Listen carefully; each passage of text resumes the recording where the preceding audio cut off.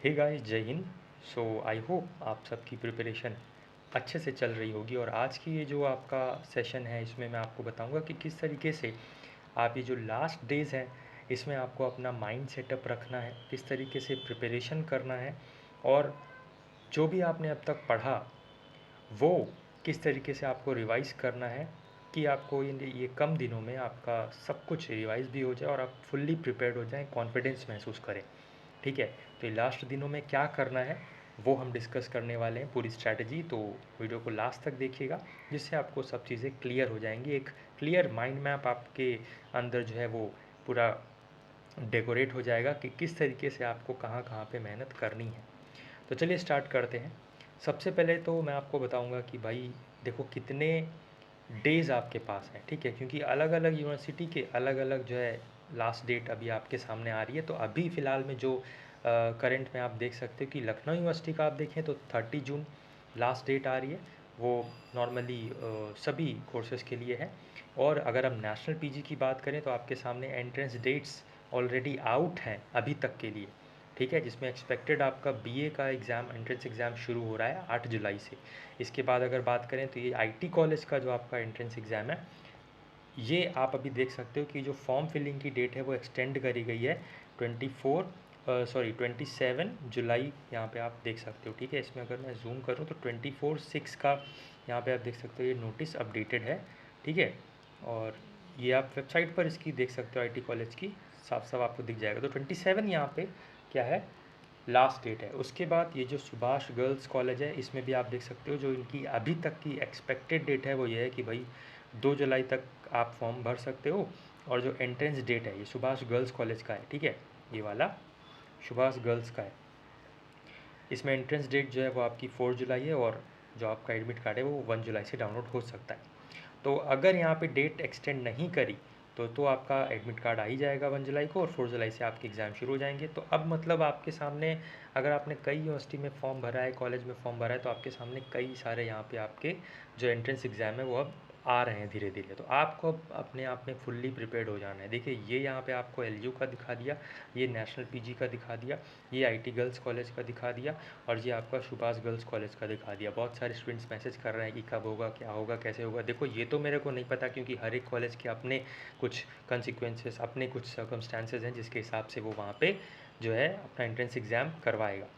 लेकिन अभी फ़िलहाल के लिए जो एक्सपेक्टेड डेट है वो मैंने आपको बता दी है। ठीक है, तो जुलाई में ही आपको जो है वो एंट्रेंस एग्ज़ाम जो है वो आपको देना पड़ सकता है, ऐसा अभी तक एक्सपेक्टेड किया जा रहा है। तो अब जो है आपको क्या करना है, सो यहाँ पे आपके सामने मैंने ये जो स्लाइड रखी है, इसमें आप देख सकते हो 3 क्लासेस हैं। ठीक है, 3 क्लासेस मतलब 3 प्लेलिस्ट हैं।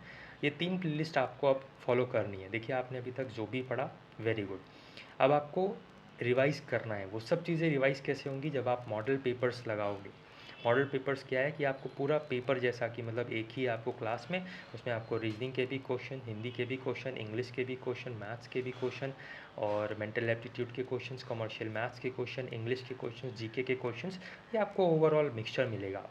और पिछले कई सालों में जब हमने ये मॉडल पेपर्स करवाए तो स्टूडेंट्स को फ़ायदा मिला, वहाँ से इनको रिवीजन देखने को मिला और सब चीज़ें रिवाइज हो गई, जिससे रिकॉल करने पर ही आपके माइंड में सारी चीज़ें क्लियर रहती हैं और सब कुछ रिमाइंड रहता है, याद रहता है।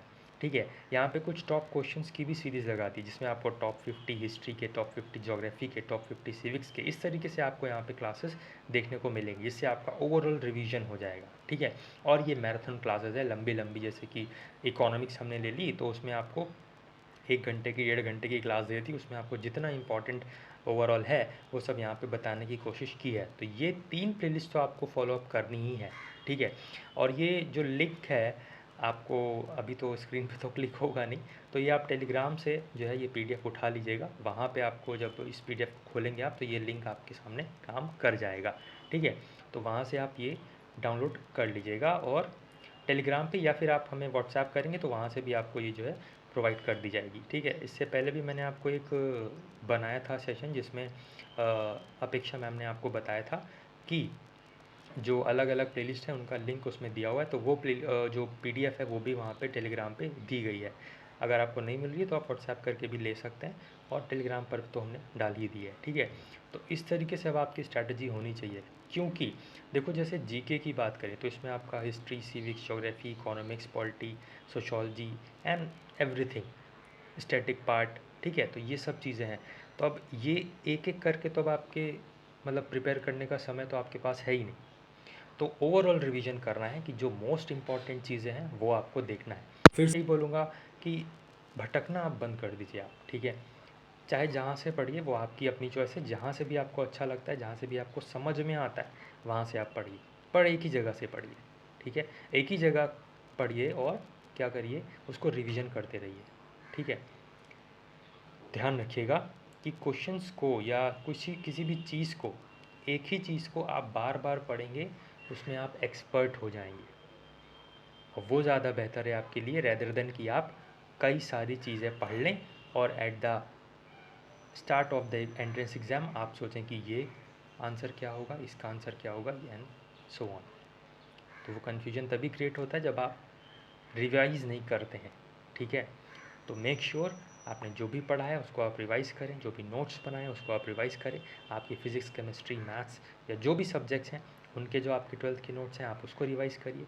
जो आपने क्लासेस अटेंड करी है हमारी या किसी और की, किसी अदर प्लेटफॉर्म से, वो क्लासेस आप रिवाइज़ करें। रिवीजन इज़ मस्ट, जिससे आपको चीज़ें रिकॉल हो जाएंगी माइंड में और वो चीज़ दिमाग में बस जाएगी। ये चीज़ आप फॉलो करिए। आई एम श्योर कि आपका अभी अगर आप एंट्रेंस एग्ज़ाम दोगे तो आप अगर 70% दे पा रहे हो अपना बेस्ट, तो ये चीज़ आप फॉलो अप करने के बाद आप अप टू 85 टू 90 के बीच में या 80 टू 90 के बीच में आप ज़रूर जाओगे। अगर एक सेशन से आपका 10% ये इंक्रीज़ कर रहा है तो आई कैन से कि हाँ, this is the best strategy for you, ठीक है। बाकी पेपर कैसे अटेंड करना है, लिमिटेड टाइम में आपको कैसे क्वेश्चंस का आंसर करना है, कौन सा जैसे क्वेश्चन नहीं आ रहा है तो क्या करना है, वो सब हम स्ट्रेटजी धीरे धीरे डिस्कस करेंगे। फ़िलहाल के लिए आप ये चीज़ फॉलो अप करिए।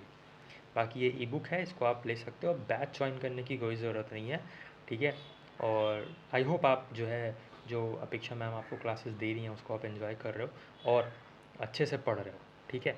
तो मेक श्योर अच्छे से पढ़िए, और जिसका भी एंट्रेंस एग्ज़ाम है भाई, ये बोलूँगा कि आप ये जो हमारा व्हाट्सएप नंबर है, एंट्रेंस एग्ज़ाम हो जाने के बाद आप इस व्हाट्सएप नंबर पे जो भी क्वेश्चंस आपको याद रहें, एग्ज़ाम हॉल से निकलते ही आप अपना व्हाट्सएप खोल के यहाँ पे हमको क्वेश्चंस ज़रूर शेयर करिएगा, क्योंकि घर आते आते आप भूल जाते हो, ठीक है।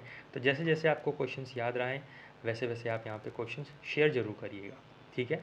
जिससे अदर स्टूडेंट्स को भी हेल्प मिले और हमको भी कि किस तरीके का पैटर्न पूछा जा रहा है, क्या क्या क्वेश्चंस आ रहे हैं, हमने जो पढ़ाया आपको लास्ट दिनों में या अपेक्षा मैम ने जो आपको पढ़ाया लास्ट दिनों में वो आपके लिए हेल्पफुल रहा कि नहीं रहा, ये सब चीज़ें हम वहाँ से फिर पता कर सकते हैं। तो चलिए फ़िलहाल के लिए बस इतना ही। आई होप आपके सामने आप क्लियर माइंड मैप है और यहाँ पे आप क्लियर हैं कि आपको किस तरीके से आगे फॉलो अप करना है आपके एंट्रेंस एग्ज़ाम के लिए। तो फ़िलहाल के लिए बस इतना ही। अच्छे से पढ़िए और अपने मन चाहे कॉलेज यूनिवर्सिटी में एडमिशन लीजिए, आगे बढ़िए। All the best. जय हिंद, जय भारत।